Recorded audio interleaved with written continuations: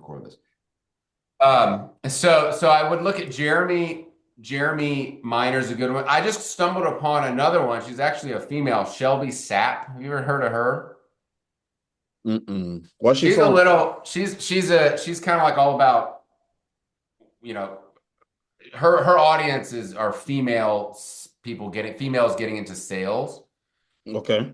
but she has a really good, her content, is generally really good on the sales and I think you can just obviously there's a million YouTube videos, but I would just start sprinkling that into your learning, you know, because it is a sales job as well, right? You're trying to sell this opportunity, and to that end, what I was going to say is, when you're raising capital, you're not, you really kind of don't ask for the money, right? You're selling a business opportunity. You're not selling the investment per se, right? You're selling, and you guys hit that on the head when you kind of made your introductions. You're selling the opportunity to build generational wealth, right? And to build, um, a lifetime of wealth. So I think that's a really good, think about it from that perspective as well. Um, you guys have any questions on that? No. No? Does Oh, that make sense? Yeah. Mhm.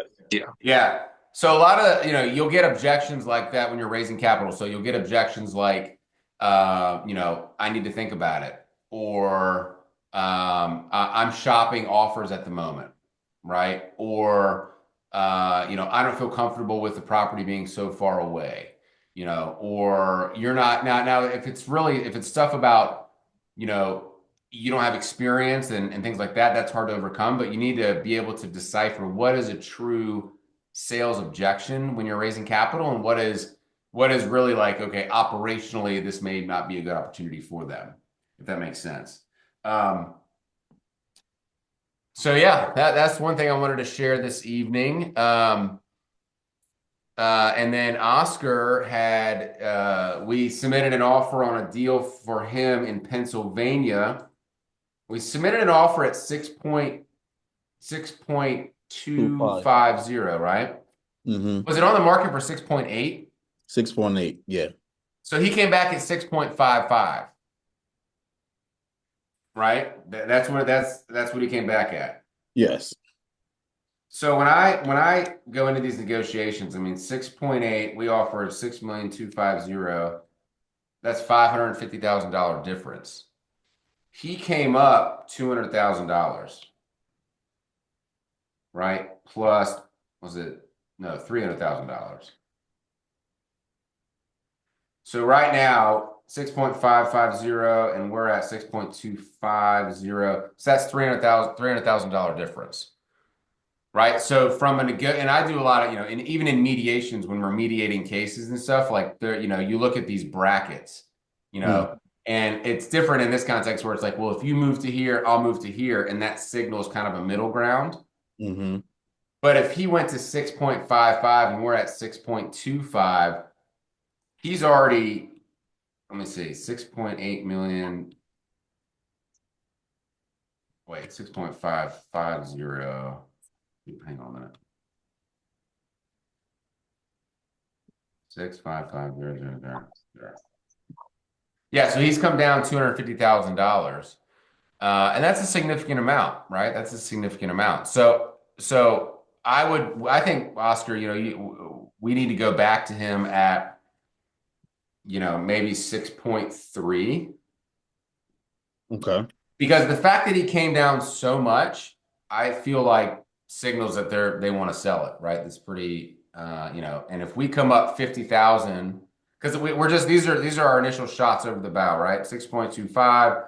He was at 6.8, he came down to 6.55. If we go to 6.3 and we're like, we're going to increase $50,000, but we really don't think the property's worth much more than that.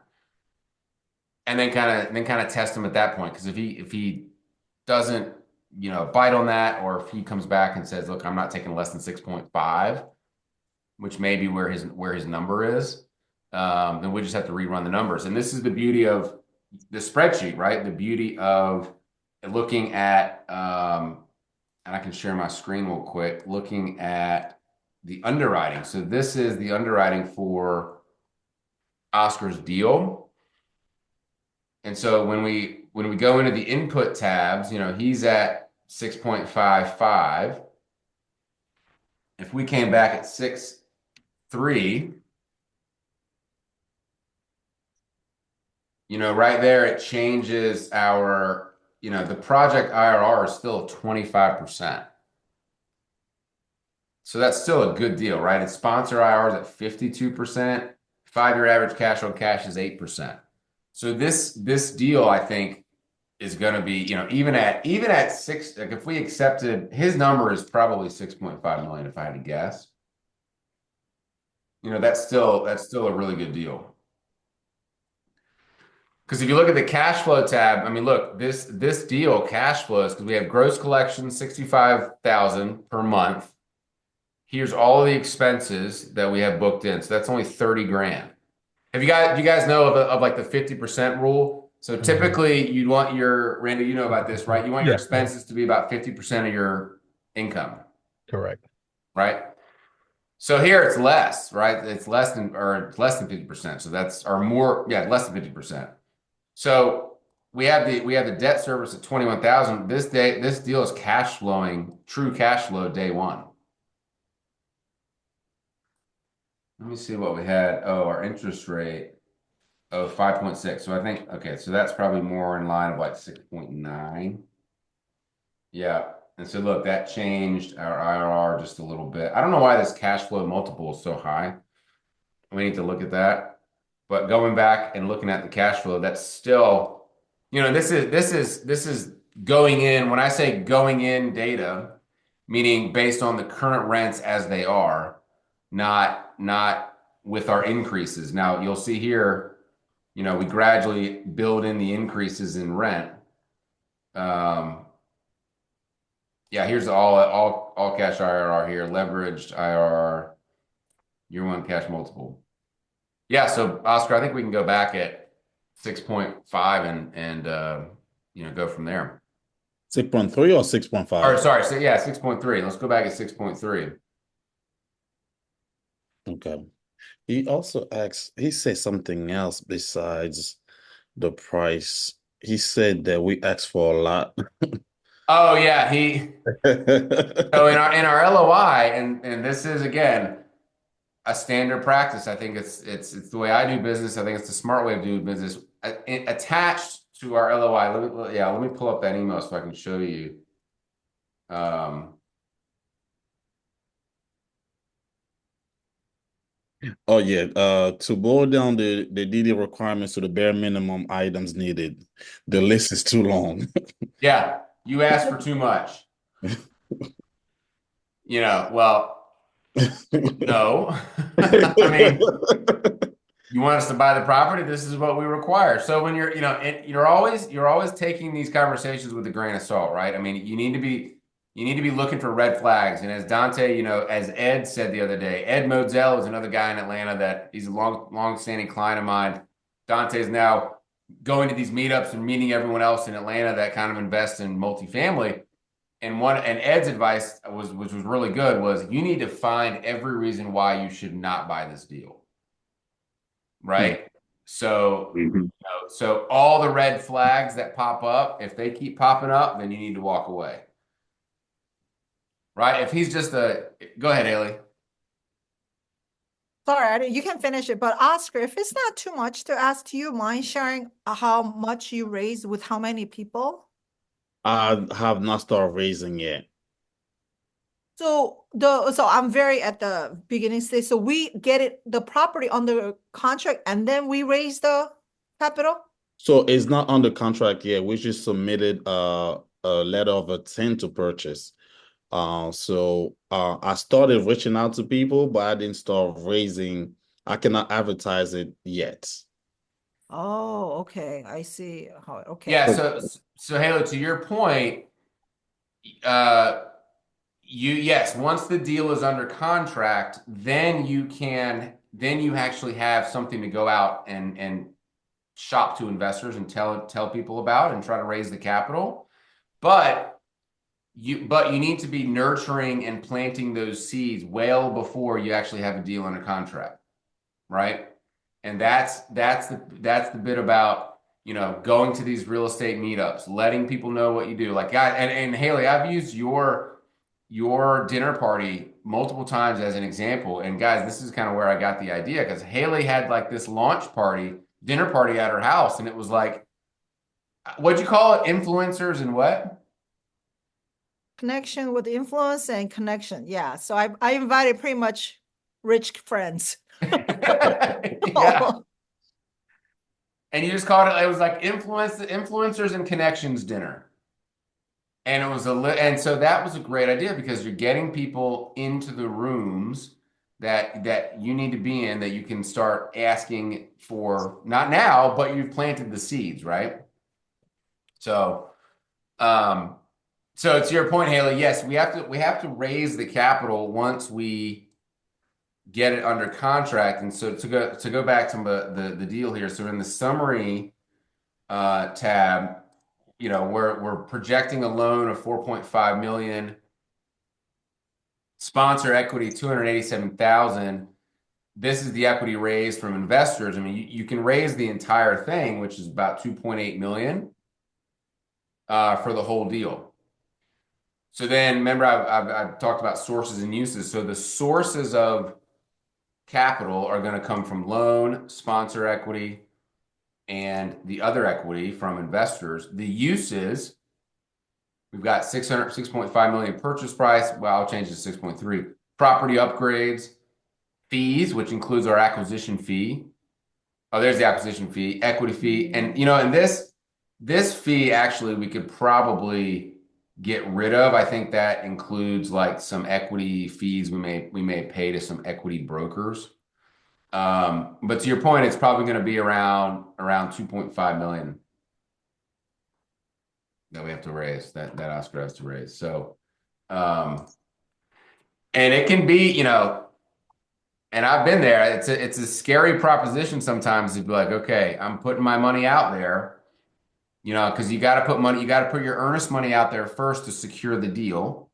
And the reason you do that is because that makes it legally binding. Because if you put money, and you know this from residential real estate days, guys like Haley and John, you put money into an escrow and with a title company, that acts as what's called legal consideration. Okay. And that consideration, gives you the legal right to purchase the property. So the seller cannot then go and sell the property to someone else. If they do, they're in default and you can sue them and get a judge to give you the property. Right. So, and and Oscar, we'll look at starting to raise that capital. And one of the things I always have been preaching from the beginning was getting that online corporate identity up and running, so that you can start, you know, leveraging those contacts. I don't know if you guys have been following Dante on LinkedIn, but he's posting like a beast on LinkedIn about really good data. And you read his stuff, and you're like, man, this guy knows what he's talking about. He but you've been ginning up a lot of interest, right, Dante? Just in some of those Yeah, conversations. yeah. I've had probably about 6 meetings from different lenders and then different GPs. A lot of people are like, "Hey, I don't know you, but if you get your first deal done and you see that you can do it." So it's kind of it's really cool.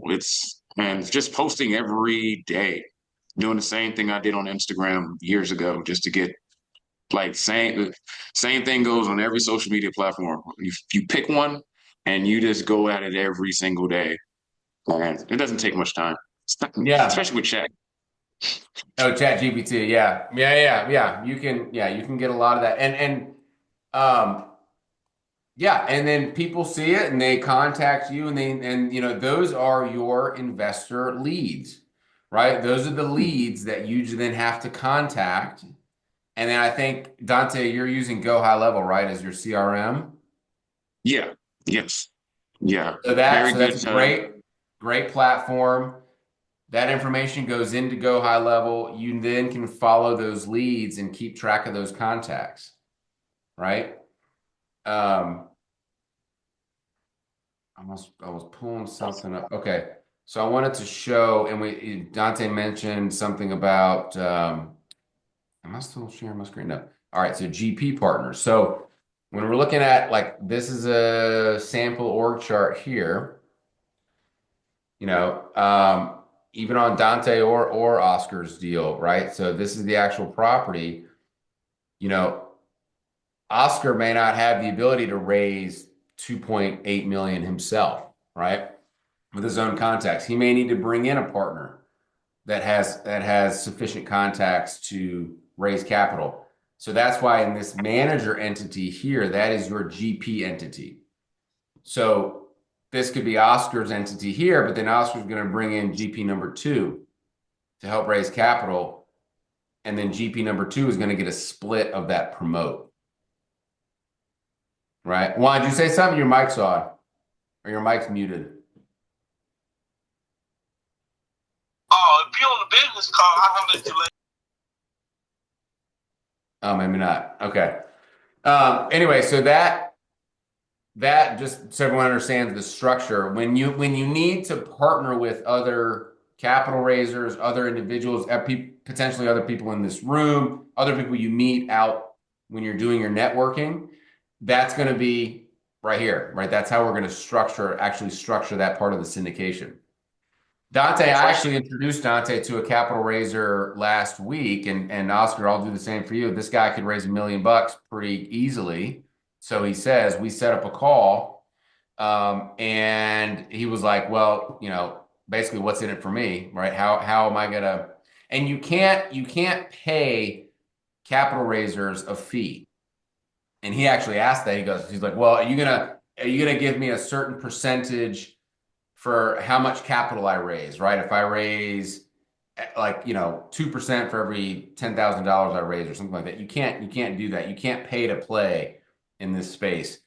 But we can do is we can make him a member of the GP and he gets a percentage. Typically in the industry, you reserve 30% of the GP for your capital raising team, if you will, right? So say this is 100% here. 70% would go to the lead sponsor who is actually finding the deal, sourcing the deal, talking with the brokers, getting the lender, all of that. And then this capital raiser would get 30% of that GP. Now that fluctuates. It could be 10, 20%, whatever they're willing to do. And then the other piece of it when we structure it is, you know, Oscar or Dante, whoever else, may not have what's called the net worth and liquidity to qualify for the loan, right? It's different than residential, right? They don't care so much about your credit score. They're going to look into your credit score, they're going to look into your background, but if you can explain away any problems that you have in your credit, then they're usually fine with it, these lenders. What they care more about is net worth and liquidity. So if we go back to Minerva Court, somebody on the GP team, either Oscar himself or Oscar and his partners, need to have a net worth of at least $4.5 million. And that could be multiple members of the GP team, right? You can meet the net worth and liquidity as a company.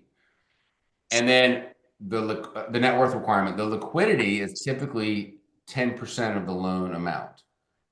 So if it's, $450,000 of liquidity in accounts somewhere. And again, that can be made up by the entire GP team, right?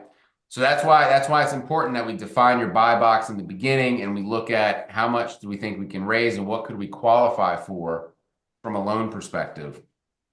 Do we have any questions on that? No, not right now. That makes sense. Okay. Yeah, Haley. So can we go back to the flow chart one more time Yeah. with the GP1, GP2? Who established the Apple Creek, the manager LLC, and who's in charge of that? Um, Right. do So you it have would to be have that, or can you not okay. have some kind of partnership with just GP1, GP2? Well, this is the partnership. Okay, just okay. Right. Well, But go ahead. but it has to be in a different entity, a separate Yeah, LLC. and the reason why we do that is for liability purposes and for tax purposes. So the actual syndication where your limited partners are going to invest in this particular example is Apple Creek Investment right here. So Apple Creek Investment will have all of the syndication language. It'll have the GP-LP split. It'll have the waterfall, the investment economics. All of that will be contained in this operating agreement. And then the investors are going to receive Class A membership units, right? So if we raise $2.5 million, and there's usually, you can structure it however you want, but if it's $1,000 per unit, right? So what is that? 250 units. I'm terrible at math. Maybe it's 2,500 units. I think it's 2,500 units. Those are all issued to Class A members. The Class B members are affiliates of this manager level entity. When I say affiliates, it's usually, Haley and Johnny here or Oscar here. And your Class B units are the units that will entitle you to your promote, entitle you to your split of equity. So if we go back to the waterfall here, I don't know why it's dark, but if we go back, so sponsor here, this is the initial investment, sponsor's first hurdle. So when sponsor starts getting these cash flows here, that is based on the split that's identified in this operating agreement. Make sense? And then the fees, so when we look at acquisition fees are paid generally to this manager level entity. And then we can decide That's what I was gonna. if it's split. Go ahead, Randall. I said that's what I was gonna ask you. Far as with this agreement, like with GP Entity 2 and 1, will we be splitting from a 70-30 on the acquisition fee? Yeah, good question. And that's negotiable, right? If your capital raiser may come in and say, and again, this is if you can't raise your capital yourself. If you can, or we need to create some strategic partnerships, but if you can do it yourself, then there is no second entity. It's just you guys, right? But I would say all that's negotiable. So, in Oscar's case, in this Maneuver Court, we've got $130,000 acquisition fee. That may get chopped up in the manager level entity, or we can say to our capital raising partner, hey, you're getting 30% of the GP, but you're not going to get any of the acquisition fees. And I think that's fair because so really, Randall, to answer your question, in this operating agreement, it'll specifically state acquisition fees shall be payable to blank member, right? Not both members equally. Yeah, makes sense. Thank you. Yeah, go ahead, Dante. Did you say something? No, I'm just over here clicking.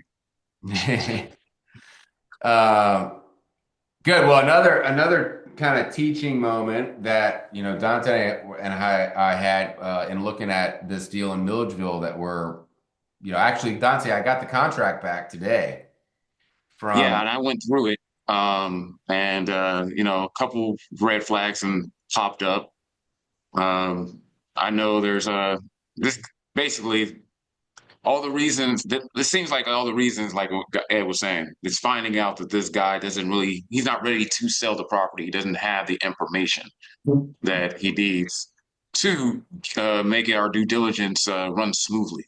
So Right. it's come to the point he's came back and said he doesn't have this, doesn't have that, things like that. So it's still a good deal. It's just will we have enough information to make sure we can do what we want to do? And now he's talking about as is, like it is as it is, and whatever you find, that's what it is. I don't know. It's crazy to me, but at the same time, it's an opportunity for, I think, on the back end, if we can't get the deal, let's do some creative financing and give the seller what he wants, Yeah. take over his note, just taking over the entity. Yeah, well, okay, but to that point, as is, where is, that's a standard clause in contracts, right? Okay. There is a concept in real estate, especially in real estate transfers of caveat emptor, right? It's Latin for buyer beware. And that concept is actually baked into case law in most jurisdictions, definitely in Georgia, because you know it's on the buyer to inspect the property and make sure it complies with the buyer's requirements. Right? There's no onus on the seller. There is now the sellers can't defraud you, obviously. They have to be truthful. They have to provide you the information you're requesting. But and that's why in contracts we have a long list of reps and warranties because we don't know everything that the seller knows, and we want to tie the seller down into, what are the facts about the property that we don't know that we asking him to certify, basically. Yeah. So, And what's up with that the only phase one yeah, environmental? so that's fine. And so what that means is, so phase one, guys, is an environmental inspection of the property. And lenders usually request that. It's a third party vendor report that a lender will ask for. When we go into the lending phase, we'll submit a deposit to the lender, and then the lender will go out and hire all these vendors. One will be environmental assessment person. One will be a PCA report, property condition report, because the lender has to get comfortable with the property as well. And so phase one, what that means, Dante, is that a phase one is there's a difference between a phase one and a phase two. A phase one is an environmental engineer goes out, they review the records, they look at the Department of Natural Resources, they'll go walk the property to see if they see anything that's hazardous. They'll ask the seller some questions, and then that'll basically be it. But a phase two is actually doing invasive testing where they actually go and they drill into the ground and they test the groundwater and the soil water to see if there's any contamination. And so, again, in most contracts, I would say every contract, the buyer cannot go out and just order a phase two without the seller's consent. Okay. But the pushback on that is, hey, seller, if you don't consent, we get to terminate and get our earnest money back. But he can do the phase one without consent? Yeah, you can do a phase one just fine, right? But if they come in and so the phase one will typically indicate whether a phase two is needed, Needed. Okay. right? And the phase one, you cannot do that unless you're on the contract also, correct? Right, right. And it's not something buyers usually order. It's usually a lender that goes and orders it, right? But again, that's why we have representations in the contract that the seller knows of no hazardous materials on the property, right? And if the seller was dumping toxic waste in the back corner of the property, and lied about it under the contract, then we would be able to get our earnest money back because that would be a fraud problem. A lot of times, guys, in multifamily properties, environmental issues are usually not a problem unless it's an in-town deal. Like Haley, I mean, you guys in Atlanta, like Atlantic Station, that was built on top of like an environmental wasteland, right? That's why all the parking is on the bottom. Look, that's why all the parking's on the bottom and then the retail's on top because they didn't want to put actually people owning the property on top of the dirt. But the only time in multifamily that phase ones really become an issue, or I mean, that you need to be concerned about environmental stuff is if the property is located next to like a dry cleaners or a gas station. Because what happens is there's underground tanks in a gas station, right? And those tanks can sometimes malfunction, burst, and then that toxic material seeps into the groundwater on the multifamily property. Yeah, go ahead, Juan. Is this all during under the due diligence period? And Correct. what is the I guess the industry standard for due diligence is such a thing? Well, you mean for environmental specifically? No, just during, just doing, isn't there like a set period within the Yeah. contract that you have due So diligence? exactly. So in Dante's case, we have 30 days of due diligence, right? And it's 30 days from when we receive all of the information. And so Dante, him saying, I don't have this, I don't have that, that may help us because we're not going to start the clock until you give us everything we want, right? So Juan, to your point, we have 30 days, and during that 30 days, that's when you've got to get you got to move kind of quickly. So you got to get a survey, you got to get a title report done, you got to engage the lender. And typically, when you engage a lender, you need to submit all the documentation that the lender needs. You got to pay a lender typically a deposit, smallish deposit. Once they have the deposit, they will be engaged. Go ahead, Oscar. How much do you usually pay the lender? Yeah, it depends on the size of the deal, but I would say, 15,000 bucks usually, 10 to 20. And then that money gets credited back to you on the closing statement. Right? So it's not gone. It'll get credited to you on the closing statement. But Juan, go ahead, Johnny. Yeah, on that due diligence, you said once you get all the information, the 30-day start. How is that acknowledged? Oh, we got all information. The clock starts now. Is this a legal form? How does that work? Well, so it's typically an acknowledgement between the buyer and the seller. And what we put in the contracts is that the purchaser has to, confirm they've received everything, and seller acknowledges the same. And then you just kind of have either an email exchange or a document that says due diligence starts on this day. But the environmental reports need to be engaged fairly quickly after you start the clock. So yeah, Dante, I wasn't concerned about his question about that. The mutual confidentiality, I thought that was fine. Environmental assessment's fine. As is, whereas is fine, but there's usually, and see, this was me, being a sneaky lawyer. I didn't put it in the contract at first because I wanted to see if they were going to catch it. I didn't put as is where. I knew, I mean, that's standard, but I didn't put it in the initial draft because I wanted to see if they were going to add it. Yeah. Yeah. So they added it, which is fine. Fair game. Go ahead, Haley. So talking about the lender's deposit, what if it doesn't close? You get it back, or is it refundable?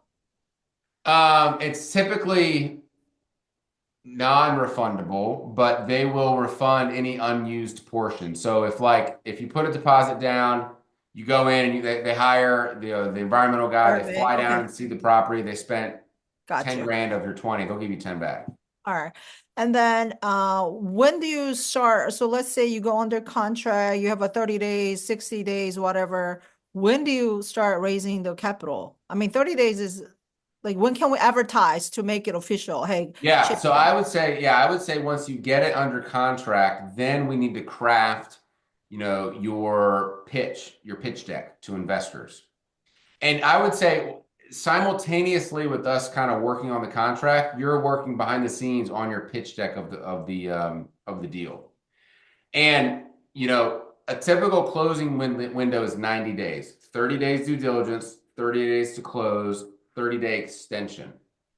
You got to pay for that extension, but we have a 90-day window. So once day 15 or whatever that and you're confident you're going to close the deal and you're going to move forward, then you start raising the capital. You start putting out feelers. You start getting soft commitments, communicating to your investors, trying to get information or trying to get commitments from them.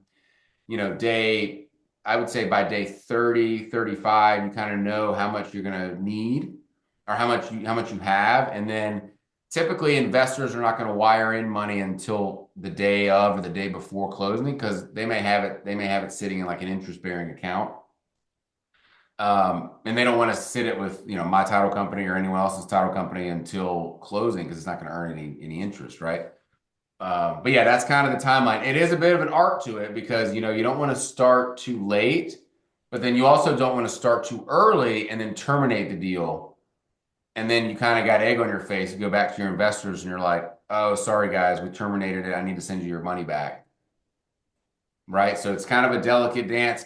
And in these days, the market is that deals are refundable. So earnest money is refundable during the inspection period. Pre-COVID, it was every deal had to be non-refundable because the market was just so hot that you would make, a couple $100,000 just from the day you put under contract to the day you actually closed because the market was increasing so much. And so it became very much a seller's market that it was non-refundable day one, sight unseen, like just get it under contract, right? Now, another thing on he said he wanted 30 days after agreement, not after 30 days after we get all the information. Right. So we're going to push back on that. 30-day due diligence from the effective date of the agreement. And so we'll push back on that and say, no, it needs to be from the day you provide everything. And now our And list has gotten pretty small, though, from everything he said he can't give us. Did you look at the PDF of yeah, I'm all the looking things he at it now. scratched out? Yeah. Yeah. Year to date general ledgers and year end. No, he just wrote no next to it. Yeah. He wrote a lot of no's and a lot of NAs, not available, not available. No, no. I mean, copies of manufactured and service warranties, there may not be any. That's fine. Anything financial though related, he needs any seller needs to be fully transparent. The minute they start pushing back on a lot of that stuff, we're gonna have an issue with. Yeah, because if I'm not mistaken, he said something about operating statements, bank account Yeah, because we said identification of his capex. operating account monthly bank statements for the past 2 years. He said not He said available. not available. Can provide Uh, management report. Well, yeah. that's BS. I mean, you deposited the money somewhere, right? Your Hmm. management company had an operating account that managed the property, right? So that's what we want to see. Like we want to confirm the deposits. We don't care about the expenses. We don't care how much you're paying yourself. We don't care if you're paying your cousin, an outrageous amount to mow the lawn because you're, laundering money or whatever. We don't care about that. We just want to know that the rents, that the deposits that people are making is true and accurate, right? That the T12 that identifies all of the rent roll is actually true and correct on the operating statements. So we just need to get on a call with Con or Dante and run through some of this stuff with them. A lot of it will be on the rent roll, but a lot of this here. Let me share this, and let me share this with everybody because this is a Yeah. good, it's a good kind of learning tool as well because you know if you're dealing with a mom and pop kind of absentee owner like this is the kind of stuff you're going to deal with, right? This guy's from Canada. I think this property is just like his cash cow. You know, he doesn't really know what's going on. He's got a property management company. And so this was the list we sent him. And let's see, NA monthly occupancy summary reports. I mean, some of the stuff he may not have, but we can figure that out just by looking at the rent roll, I think. Right. Management summary, current rent roll. I can't even, what did he like? Did he print this out and then fax it to himself or something? I can't even like read it. Yeah. Property manager to provide detailed report, walkthrough report. NA, he doesn't have that. It doesn't have that. It's on the rent roll. Um, Property manager to provide, what does that say? Oh, floor plans. Okay, the floor plans. Monthly P&L, he's got that Excel format. Operating accounts, monthly bank statements for the past 2 years. Not available. Can provide monthly management report. Yeah, I mean, when we explain to the broker, look, we got to verify the deposits. I think we just need to explain to him, just show us the deposit statement from the property management's bank account. That's all we want. Um, Insurance loss runs, that's fine. Utility bills, property manager has. I mean, why did he do no double underline? I mean, No. He I really mean, didn't want to because the provide first time, that. No. the first time we said, hey man, we need your bank statements. He said, not available. So I think we asked this. This is our second time asking him this, and he's just like, no, I'm not giving you my bank statements. So Right. Well, this is identification and bills for CapEx and extraordinary expenses. Um, Matthews, okay, Matthews has everything we have available through Mo Talley's office. Okay, so I'll get the title insurance report from Mo Talley. Balance sheet, copies of remain. I mean, no, no, no. Yeah, he's just being a little baby. It seems like he's just being a little baby. We're gonna have to just slap him around a little bit and tell Connor, look, you want to get this deal sold. I hate to say it, but that doesn't look like a man's handwriting. This is, I think that's wifey doing that. Just she's taking care of everything. Miss Steven. Right. Yeah. Um, yes. Yeah. So we'll work on it. But again, slow playing this process actually benefits us, right? Because it gives us an opportunity to get the financing in order. And I made an introduction. I actually put this in the Telegram chat for everyone to look at in the OPM chat, which is my insurance guy. Bo Shaw is his name. Really good dude, Insurance Office of America. And the insurance is another lead time item that you have to really kind of get going almost immediately because you want to make sure the property is insurable and make sure that the insurance quote isn't too much, right? Because when we underwrite deals, we've got one number from the current insurance bill that they tell us on the T12, but if we go get another quote, we had a hurricane come through Georgia recently, right? That probably jacked up some property insurance premiums. So we need to get that number and then plug it into our model and say, yay or nay, if it works or not. So it's a lot of work. I think Dante, you were a little bit surprised what he wanted, right? What Bo Shaw wanted. Yeah, yeah. I didn't know what to do when I got the email. It kind of, got me a little frazzled, but then I, just breathed, just went through it, and I was like, okay, I have this information, Right. some of it, but what I don't have, I was just like, okay, well, I'll send that over to Connor so he can talk to the seller, and that came back today, so I can send off Bo some of that stuff that he provided just to get us the quote. But he got us a quote. His lowest quote was just around the same as the seller already has, and then the higher quote was basically $10,000 more, which Oh, right. doesn't doesn't kill the Actually, I deal. didn't. Yeah, I didn't even see that he had a quote in here. Okay, sweet. So he did. Yeah, he did. He did. He did put a quote together. Yeah, Yeah, and I you didn't. I know, didn't see low, a this. low and high. Yeah, in his message, I guess townhomes are a higher cost than garden style apartments. Yeah, I guess yeah, because they're two that's stories and I guess more risk for the insurance company. mm-hmm. Yeah, I guess I'm not an expert on these things. I mean, all the experts, Todd. Yeah. You know the guys, and that's one thing about Todd. He knows these people, man. They know him. Yeah. Yeah, yeah, awesome. Well, sounds good, guys. Any other questions for the good of the order? Oh, another one thing I would like to do is, as a group, since we're a couple of us are here in Atlanta, we need to do something like on a monthly thing that we see each other's face and talk to each other and figure out stuff and underwrite deals together and whatever, just to have Yeah, some type of networking meeting. So absolutely. I, I'm I'm down with that.